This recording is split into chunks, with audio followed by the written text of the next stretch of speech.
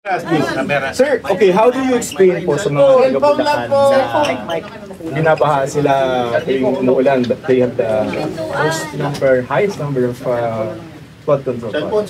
Cellphone. Ba naman, oh. Yung pong baha sa Bulacan ay ina-address po ng pamahalaang nasyonal at ng pamahalaang lokal. Okay. Nalig po kami na sa patuloy pong mga proyektong ibababa ay matutugunan na rin po yung problema sa baha. Pero kilala niyo po sila Bryce at saka sila JP Mendoza? Sila po ay mga opisyalis po ng engineering district at alam ko po na sila po ngayon ay naharap sa isang investigation. Sir, sabi ni Bryce, isa daw po kayo sa mga pong na nangingi ng komisyon. Hindi po totoo yan at yun po ay pinatunayan po sa investigasyon na ganap na yun po yung Sir, nakausap niya na sila. Sir, nakausap niya na sila, sir. Sir, nakausap niya na sila, sir.